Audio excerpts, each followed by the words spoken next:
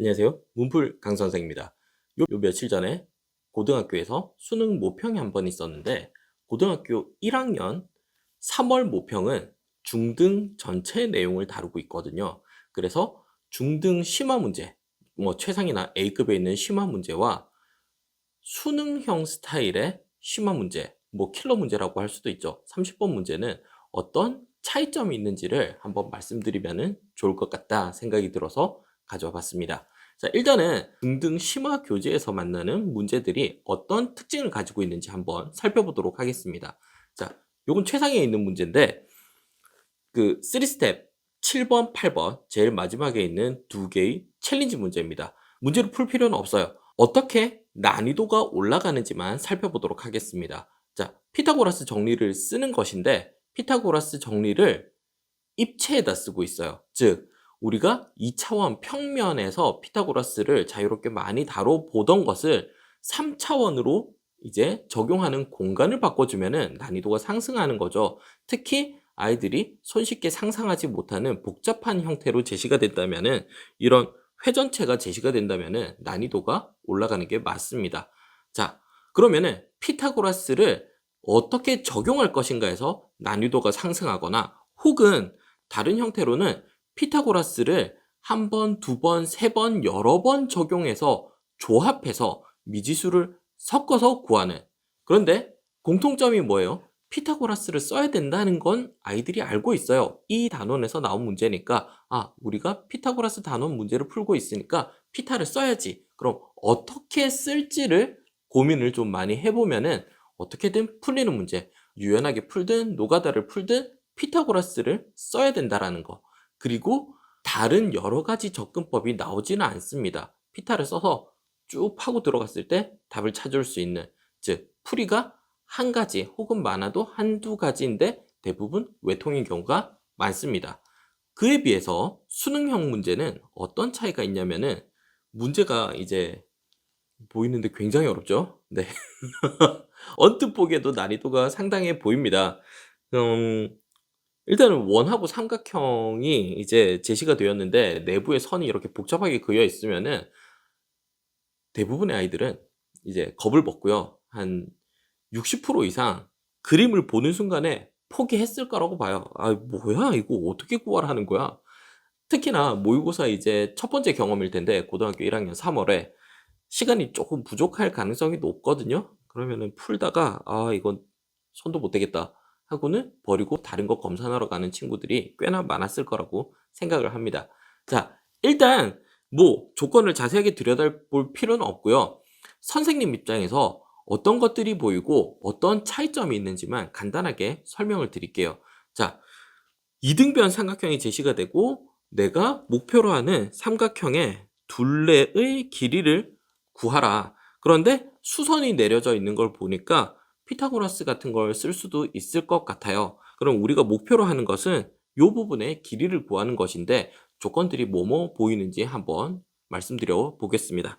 자, 첫 번째로 선생님 입장에서 눈에 보이는 것은 여기에 있는 요 네 점이 한 원 위에 있다라는 것이에요. 즉 여기가 직각이고 여기가 직각이기 때문에 원주각이 같다. 그래서 우리가 공원점, 뭐 공통된 한 원 위에 있는 점, 공원점이라고 해서 네 점이 한 원 위에 있다. 이런 특징을 이용해 가지고 저희가 활용할 수 있는 것들이 있습니다. 그러면은 여기에 마주 보고 있는 원 위에 있는 네 점으로 만들어진 사각형은 마주 보는 각이 180, 합이 180. 뭐 증명하고 이런 건 굉장히 심플합니다.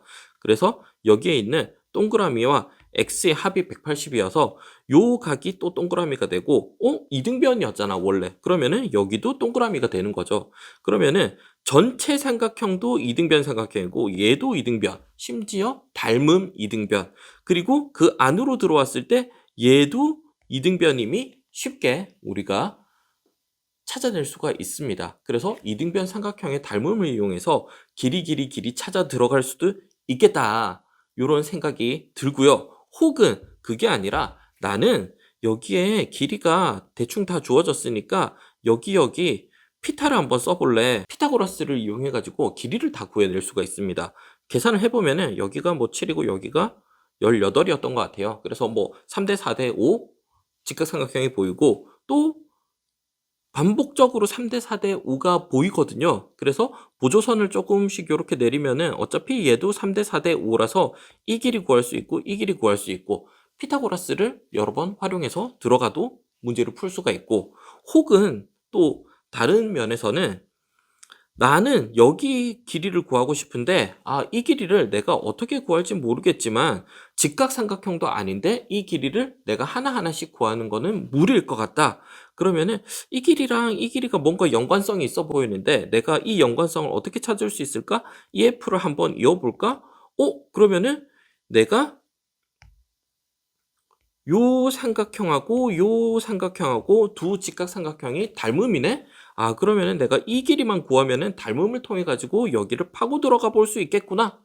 여러 가지 접근이 있는 거죠. 자, 그래서 사용되는 개념이 앞에서 심화 문제, 우리가 시중에 있는 중등 심화 문제에서는 사용되는 개념이 피타고라스 하나 딱 깊이 있게 파고 들어가는 문제들이었다면은 수능 형태로 바뀌게 되면은 여기에서 사용되는 게 일단 한 원 위에 있는 4개의 점, 그리고 원에서 지름을 이용한 특성이 있습니다. 원의 지름을 이용한 특성, 그리고 이등변 삼각형의 닮음 나왔죠. 그리고 직각삼각형을 이용한 피타고라스 나왔어요.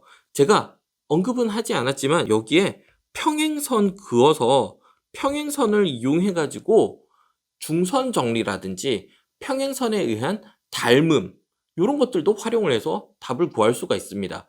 그러면은 자, 이 중에 특정 개념을 이용해야지 꼭 정답에 도달할 수 있냐? 아니요.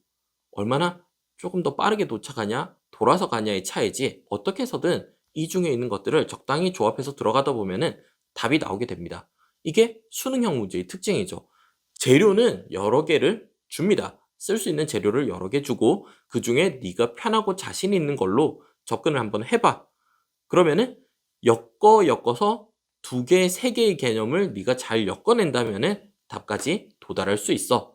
요런 것들이 특징이죠. 그래서 우리가 중등을 웬만큼 선행을 진행하고 난 다음에는 고등학교 1학년 3월 모평을 가지고 내가 중등 과정이 얼마나 유연하게 서로 잘 결합을 시키면서 공부를 해내었는지 확인해 보는 거 나쁘지 않습니다. 앞에 쉬운 문제까지 다 풀면서 오실 필요는 없고요. 적당히 앞에 뭐 한 5개나 10개 정도 덜어내고 11번부터 30번까지만 풀어도 사실은 상관없습니다. 어찌됐든 고등학교 올라가면은 수능이라는 것을 쳐야 될 거고 수능 범위가 바뀌고 시스템이 바뀌고 이번엔 뭐 문이과가 통합이 돼서 문과가 분리되고 여러 가지 변화들이 생기지만 본질적으로는 출제 경향이라는 거, 수능형 문제라는 것은 바뀌질 않습니다. 그래서 미리미리 경험해보고 우리가 고등학교 올라가서 3월 모평 대비해야지, 6월 모평 대비해야지 이런 건 없어요. 그런 거는 할 이유도 없고 할 방법도 없어요. 미리미리 익숙해지고 어떤 형태의 질문이고 어떤 식으로 내가 개념을 조합해서 결과를 도출해야지 수능형 문제를 잘 풀 수 있구나. 이런 건 중학교 개념만 배우고서도 시도해 볼 수 있다는 거. 무엇으로? 고1, 3월 모의평가로. 그래서 수능형 출제가 어떤 것인지 궁금한 친구들은 고등학교 1학년 3월 모평을 통해서 미리 경험해 볼 수 있으니 중등 선행이 어느 정도 되었다면 한 번씩 풀어보는 것도 추천드립니다. 다만 여기서 답지에 있는 풀이가 항상 최선의 풀이는 아니에요. 제가 지금 보여드리는 이 30번 문제도 언뜻 봐도 풀이가 5개, 6개까지도 나올 수 있을 것 같은데 답지에서는 2가지 풀이를 제시를 하고 있거든요. 두 풀이 다 나쁘진 않으나 굉장히 일반적인 평범한 풀입니다.